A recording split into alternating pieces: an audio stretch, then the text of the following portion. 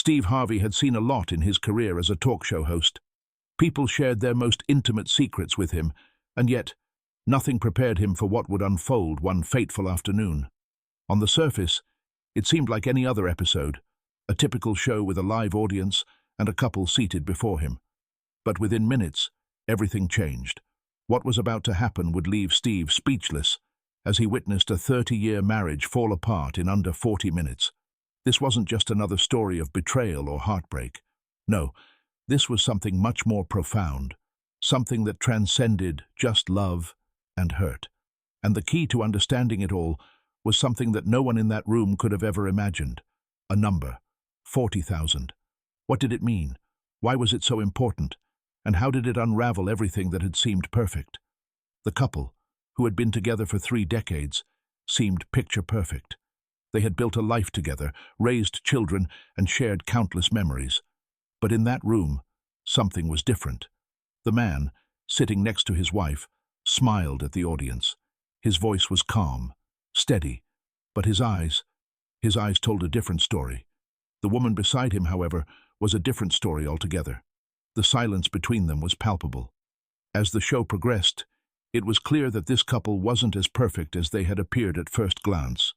The woman, though sitting next to her husband, was visibly tense. Her body language told a story of discomfort, of something unresolved between them. Steve, who was used to picking up on these subtle cues, couldn't help but notice the shift in energy in the room. The man, confident in his stance, began recounting their 30 years together, the ups, the downs, the love they had built. He spoke about their shared dreams, about the home they had built, the children they had raised. His voice, though tinged with pride, held something back, and it wasn't until he turned to his wife, asking her for her thoughts on their journey, that things took a turn. She looked at him, and for a brief moment, their eyes locked. But there was no warmth in her gaze. There was only uncertainty, fear, and something else, a quiet sadness. Her lips quivered, and Steve could see that something was weighing on her mind. She opened her mouth as if to speak, but then closed it again. The room held its breath. And then, the moment came. It was almost as if time had stopped. The woman, in a trembling voice, finally broke the silence. "There's a number," she said, her words hanging in the air like a heavy fog. Steve's heart skipped a beat. A number? What could that mean? Was it a symbol of something deeper, something hidden beneath the surface of their long marriage? 40,000, she whispered, barely audible over the growing hum in the studio. Steve's mind raced. 40,000 what? 40,000 miles? 40,000 memories? But no. The woman, her face pale, eyes filled with a mix of disbelief and regret, spoke the words that would change everything. $40,000, she said, her voice cracking with emotion. That amount destroyed everything. The crowd fell silent. Steve could barely comprehend what he had just heard. $40,000? Could money really cause the collapse of a 30-year marriage? Was that the reason for her pain? The reason for the distance between them? The woman continued, her voice growing steadier as she recounted the painful truth. It wasn't just about the money itself. It was what it represented, she said, the tears beginning to fall from her eyes. It was the moment when I realized that all of our dreams, everything we had built together, had been reduced to something cold, something transactional. The man I married, the man I thought I knew, became someone else entirely. She explained that her husband had come into a business deal that promised them financial freedom, a way to secure their future. It started as an exciting venture, something they could build together, something that could elevate their lives.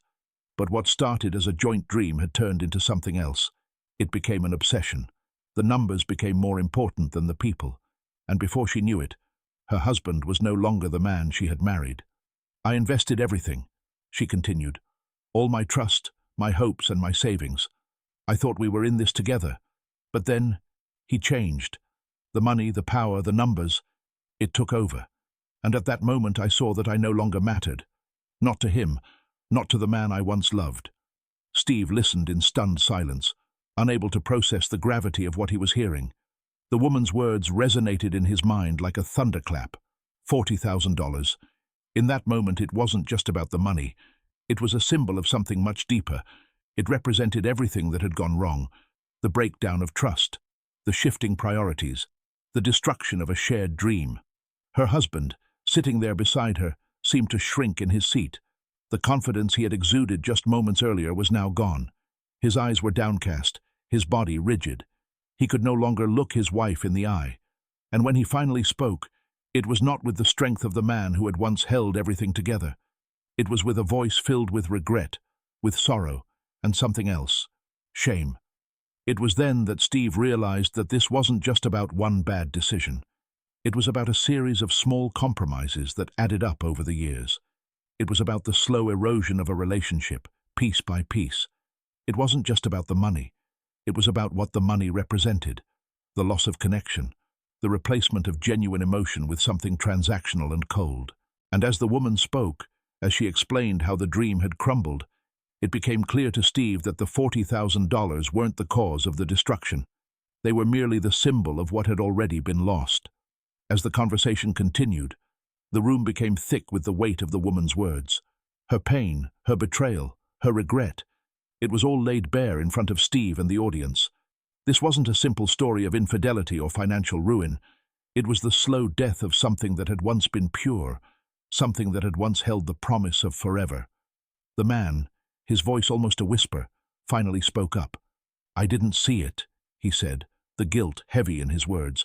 "I didn't see how much I had changed, how much I had been consumed by the deal, by the numbers. I thought I was doing this for us, for our future. But somewhere along the way I forgot what mattered. I forgot about you." He paused, clearly struggling to hold back tears. "I thought if I could make enough money, if I could give you everything, then that would be enough. But I didn't realize that I was losing you in the process. I was losing myself too." Steve could feel the air growing heavier, the weight of the confession, the sadness in the man's eyes, but also the undercurrent of blame that seemed to be running through his words. The woman wasn't buying it, and neither was Steve. The guilt was real, but there was something else, something that wasn't being said, and that something was the shifting of responsibility. "I tried to make you happy," the man said, his voice becoming more defensive now. "I did everything I thought I was supposed to do. You were always unhappy, always demanding more. You never seemed satisfied. I thought you wanted all these things, the house, the vacations, the security. But I didn't realize—" The woman cut him off. "I wanted you, damn it, not your money, not the things. I wanted the man I married, the one who promised to love me, cherish me, and be with me through thick and thin. I didn't ask for this life of luxury. I asked for your time, your attention, your love, and all of that went out the window the moment you started chasing numbers instead of us." In that moment, it was clear to everyone in the room that this wasn't just a minor issue.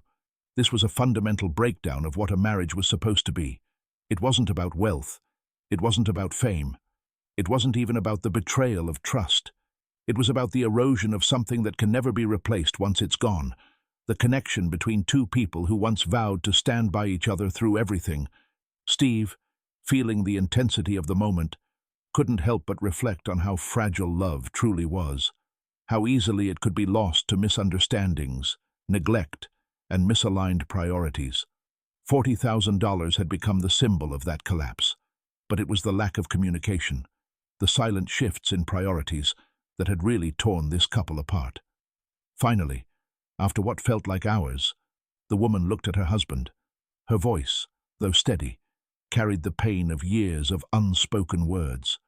"I don't know if I can forgive you," she whispered, her eyes filled with sadness. "I don't know if I can ever get back to the woman I was before all of this happened. I don't know if we can ever go back." The man's face twisted in anguish. He reached out for her hand, but she pulled away, a gesture that spoke volumes. "I'm sorry," he said, his voice breaking. "I never meant for this to happen. I never wanted to lose you. But now I realize I've already lost you." Steve watched them in silence, the profound sadness of the situation settling over him. In a strange way, it was as though the entire studio was holding its breath, waiting for the final word, the final moment of decision. As the show ended, Steve Harvey sat there, his mind racing. He had just witnessed something profound, something heartbreaking, a marriage that had lasted 3 decades, destroyed in a matter of minutes. And while the number 40,000 had triggered it all, Steve knew deep down that it wasn't the real culprit. The real issue wasn't the money. The real issue was the gradual drift that had occurred over the years, the emotional neglect, the slow erosion of trust, and the growing distance between two people who had once been each other's world. Money had only amplified the divide. It wasn't the $40,000 that destroyed their marriage. It was what those dollars had come to represent, the priorities that had shifted, the love that had faded, and the deep, unspoken emotional gaps that had developed over time. After the show, Steve Harvey sat in the quiet of his dressing room, reflecting on what had just happened. He knew that the story he had witnessed wasn't just a one-time occurrence. It was a warning, a reminder of how easily we take the things we love for granted, how easily we allow distractions, obligations, and even good intentions to slowly erode the things that matter most. He thought about the couple, about the woman's pain and the man's regret.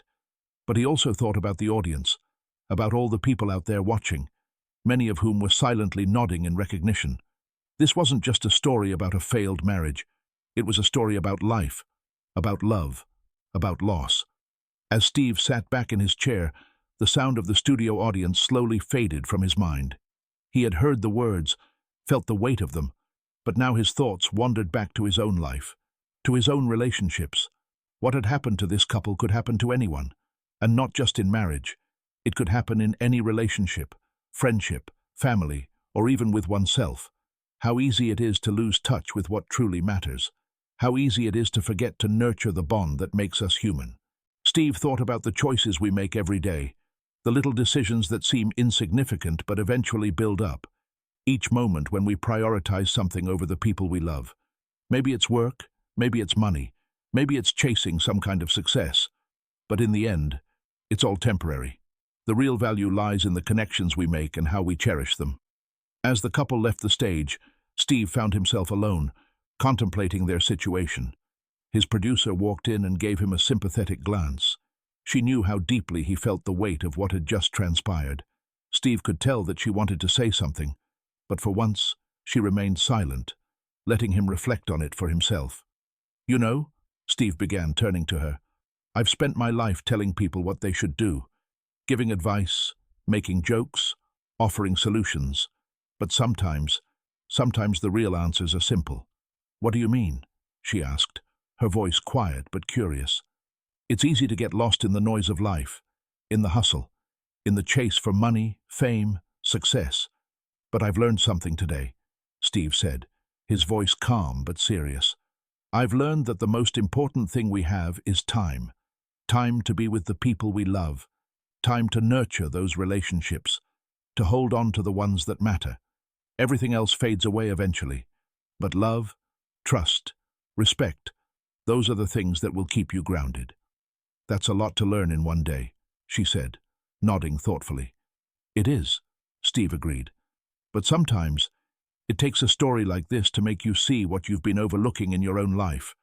We all get so caught up in the day-to-day that we forget what's truly important." Steve had always been someone who believed in second chances. But what struck him most about this situation wasn't just the marriage or the money. It was the emotional cost. Both the woman and the man were standing at a crossroads. They had reached a point where a decision needed to be made, not just about their future together, but about their understanding of each other.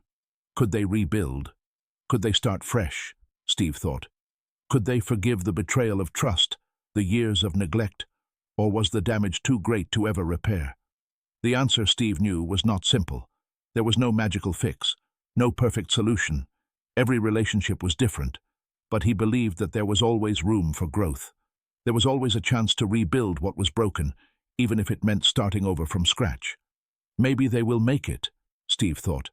Maybe they won't, but they will have to decide if they're willing to fight for each other, to fight for the love they once shared. And that decision is the key. The truth is, it's never too late, Steve said softly, almost as if speaking to himself. But it has to start with us, with the choices we make, the time we invest, and the love we give. No number, no amount of money can replace that. Because when everything else fades away, the only thing left is the people we care about, and how we treat them. As the credits rolled, Steve sat back in his chair, feeling the weight of the day's events. He didn't have all the answers. and maybe no one did. But he had learned something that would stay with him forever, something that would affect every relationship he had moving forward. The number 40,000 would forever be a symbol of the price we pay when we lose sight of what matters most. And for Steve, that lesson was priceless.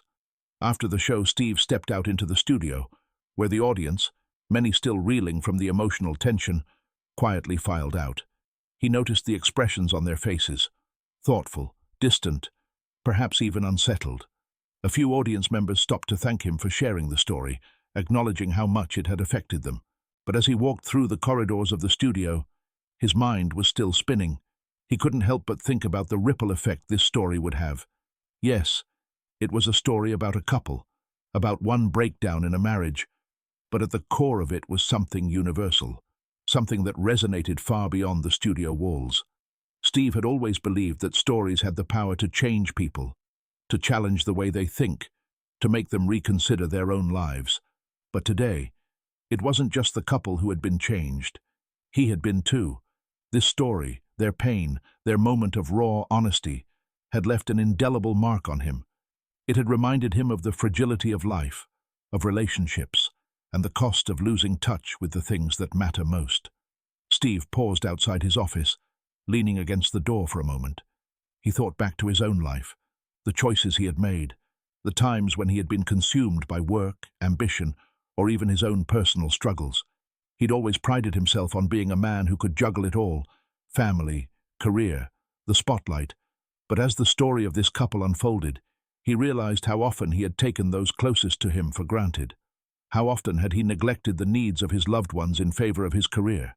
How often had he missed the signs that something wasn't right, that the foundation of a relationship was crumbling beneath the surface? How often had he prioritized the wrong things? The pursuit of success, accolades, and material wealth had a way of clouding one's vision, blurring the lines between what was truly important and what was fleeting. It was the small, everyday decisions that made the difference, the phone calls that didn't happen, the moments that were missed, the words that were never said. And as much as we like to believe we can control everything, sometimes the most powerful forces in our lives were the things we ignored. That evening, Steve couldn't sleep. He lay in bed, staring at the ceiling, his mind replaying the events of the day over and over. What had happened to that couple wasn't just about the $40,000. It was about what those dollars represented: a shift in priorities, a failure to communicate, and the growing distance that no one seemed to notice until it was too late. But there was something else that Steve couldn't stop thinking about: the power of choice. It was clear to him that the future of this couple, and so many others like them, rested not in some miraculous reconciliation, but in their willingness to choose differently, to make a conscious effort to put the important things, love, trust, and connection, ahead of everything else. Would they choose to rebuild? Would they decide to give each other the time, the energy, the attention they both deserved? Or would they allow the damage to be permanent, letting bitterness and regret be their legacy? Steve realized that the same question applied to every person out there. How often do we allow ourselves to be swept away by life's demands? How often do we put off the things that really matter until it's too late? The couple on stage had their moment of reckoning, but how many people in the world were still avoiding their own? Before the show wrapped up, Steve stood in front of the camera for a few moments. He knew that the conversation he had just witnessed could change lives, but only if it went beyond the studio walls.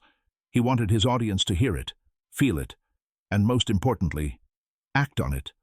"Let me tell you something," Steve said, addressing the camera directly, his voice calm but firm. "This story you just heard, it's not just a story about a marriage falling apart. It's a story about priorities. It's about the choices we make every single day, every moment we choose to ignore the people we love, every time we think there will be time later to fix something we should have addressed yesterday. Don't wait until it's too late. Don't wait until you're looking back on something you could have saved, something you could have fixed if only you'd chosen differently. It's easy to let things slip. It's easy to get caught up in the noise of life. But the truth is, the most important thing we have is time. Time with the people we care about. And once that time is gone, it's gone forever. So don't wait. Don't let that happen to you.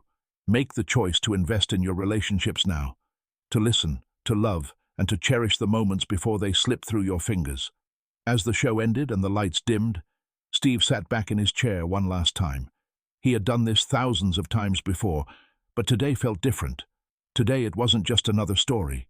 It was a lesson he would carry with him, one he hoped his audience would carry as well. Because sometimes it's not the big moments, the grand gestures, or the show-stopping events that change lives. Sometimes it's the quiet, everyday choices we make, the way we treat the people we love, the way we prioritize what matters most, that makes all the difference. Steve Harvey knew that the impact of today's show would reverberate for a long time. He hoped it would be the catalyst for change, not just for one couple, but for many others who found themselves at a crossroads. It wasn't too late, but only if they were willing to act now. Steve Harvey knew that the impact of today's show would reverberate for a long time. He hoped it would be the catalyst for change, not just for one couple, but for many others who found themselves at a crossroads. It wasn't too late, but only if they were willing to act now. Months later, Steve would hear from the couple again. The wife had reached out, thanking him for his role in their healing process. While their journey wasn't easy, they had both made the decision to try again, to rebuild, to listen, and to put their relationship first. Their story, like many others, didn't have a neat, perfect ending, but it was a story of second chances, of redemption, and of the power of choice.